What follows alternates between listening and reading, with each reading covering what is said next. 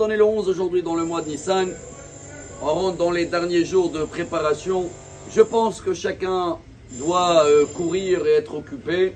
Et c'est une des raisons pourquoi Dieu, 4 jours avant la sortie d'Égypte, c'était un Shabbat à l'époque. C'est pour ça qu'il s'appelle Shabbat Agadol. Dieu lui a demandé de prendre le mouton, le bélier, et de l'attacher dans le lit, et se préparer à faire la Brit Mila. Et entre le sang du bélier et le sang de la Brit Mila, qu'est-ce qu'il dit le Midrash? Dieu il nous a donné de quoi s'occuper, parce qu'on n'avait pas beaucoup de mérite, si vous voulez, à l'époque. Au moins, on a ces 2 mitzvot-là. Fin de compte, Dieu il a fait tout ce qu'il faut pour qu'on est très occupé, et c'est des bons signes.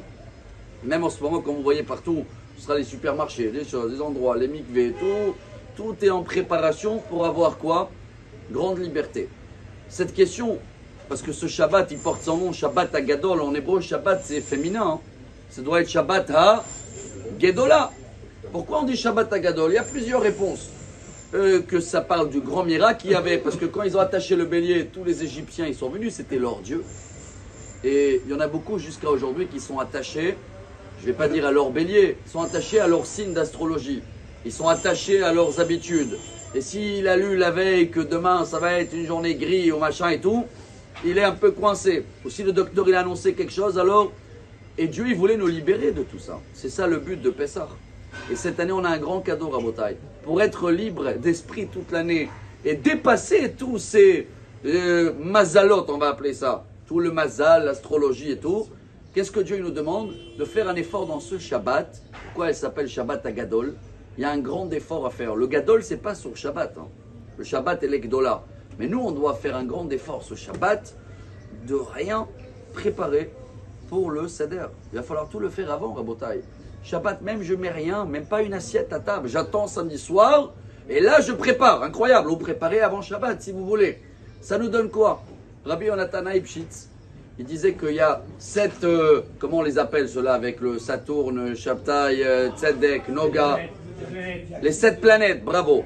Je ne connais pas mais celui-là, les noms en français, mais celui-là qui nous concerne, il y en a un qui influence le Shabbat.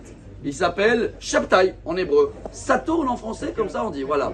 Il dit Rabbi Yonatan Eibshitz que selon la nature, selon le Mazal, tous les Shabbats, ça tournait mal. C'est le Saturne qu'il est là et qu'il est très chaud parce qu'il est à côté du soleil. Et c'est une journée de bagarre, colère, malentendu. Mais Dieu exprès nous a donné le 7e jour, le Shabbat, pour qu'on prouve qu'on est capable de dépasser le Saturne mal et que ça va tourner bien. Alors pour cela, Rabotai, surtout ce Shabbat-là, que chacun de nous se prépare et il s'occupe bien dans ces journées qui restent. Aujourd'hui, demain et vendredi, les 3 jours qui nous restent. On attache ce bélier, on fait les courses, on est bien occupé. Shabbat, on fait rien. Gadol, grand effort à faire. Mais même dans l'esprit, on pense même pas au soir. C'est très haut niveau. Et comme ça, Bezrat Hashem, qu'on va arriver à Pessah, on va avoir une liberté d'esprit toute l'année. On va dépendre de rien que de Dieu. Et il n'y a pas mieux que ça. Excellente journée, que des bonnes nouvelles. Amar Rabbi Elazar, Amar Rabbi Hanina.